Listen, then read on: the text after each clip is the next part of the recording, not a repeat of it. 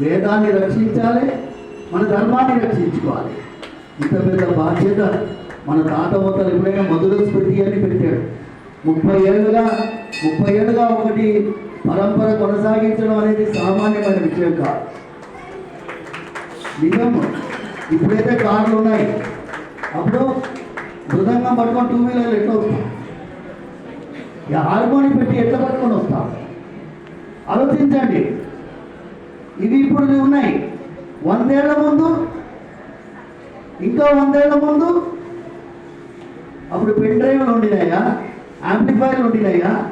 ఏమీ లేదు. అందుకోసం మన తాత ముత్తాతలు కాపాడి మనకి ఇచ్చిన ధర్మాన్ని,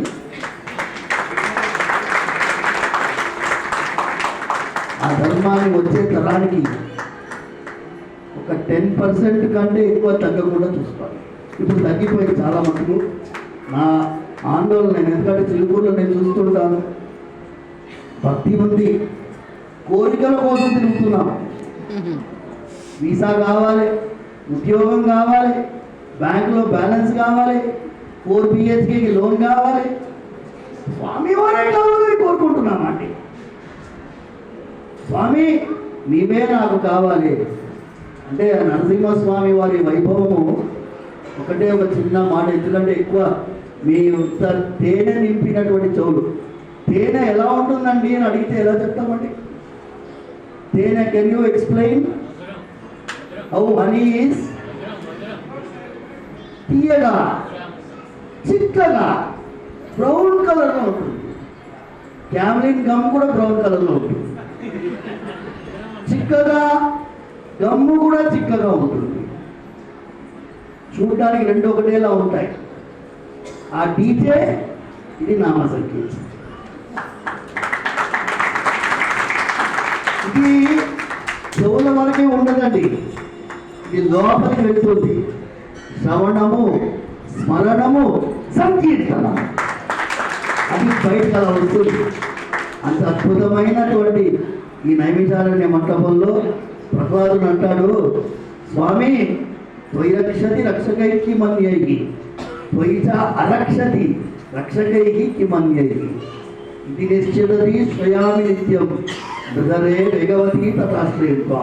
స్వామి నువ్వు ఒక్కడివి నాకు ఉంటే చాలు, నాకెవ్వడు అవసరం లేదు. నువ్వు నన్ను రక్షించాలి అనుకుంటే చాలు. నువ్వు నన్ను రక్షించవద్దు అనుకున్నావు అనుకో, నా వెనకాల 100 కోట్ల మంది ఉన్నా లాభం లేదు. ఇది నిశ్చయం. భగవంతుడి అపారమైన అనుగ్రహం మీ అందరిపైన ఉండాలి. అవకాశం ఇచ్చినటువంటి ఈ భాగవతులందరి పేర్లు నాకు నోటికి రాదు, పేర్లతో సంబంధం లేదు. మనందరితో జీవాత్మ పరమాత్మ సంబంధము. మనందరం భాగవత ప్రియులము.